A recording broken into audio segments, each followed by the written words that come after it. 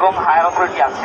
আমরা আমাদের অথরিটি, আমাদের ডিরেক্টর স্যার, প্রিন্সিপাল স্যার, আমাদের ইন্টার্ন কোঅর্ডিনেটর সহ যত সিনিয়র স্যাররা আছেন তাদের নিয়ে আমরা তাদেরকে ভিজিট করি এবং আমাদের সমস্যাটা তাদের সাথে শেয়ার করি। ওনারা আমাদের সাথে একমত। ওনারা আমাদের এখানে ডাক্তার বনাম আর্মি এরকম কোনো নেগেটিভ তৈরির সুযোগ নেই। ওনারাও আমাদের সাথে একমত যে ওনাদেরও এখন যাওয়ার সময় হয়ে এসেছে এবং আমাদের সাথে কোঅপারেট করতে ওনার প্রস্তুত। কিন্তু এই ব্যাপারে কোনো সুনির্দিষ্ট তথ্য বা সুনির্দিষ্ট কোনো ঘোষণা আমরা এখন ওনাদের কাছ থেকে পাইনি।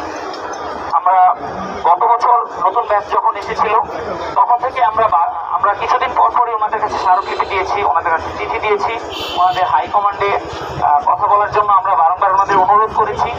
ওনারা আমাদের জানিয়েছেন যে আমরা আপনাদের সমস্ত অনুরোধ আমরা উপরে পাঠিয়েছি, কিন্তু উপর থেকে আমাদের কোনো রিপ্লাই আসেনি।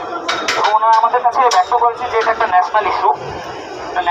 এই আর্মি ক্যাম্প নাকি প্রধানমন্ত্রী এবং সংসদ ভবন সহ অন্যান্য গুরুত্বপূর্ণ স্থাপনার সিকিউরিটির কারণে এখন এখানে আছেন।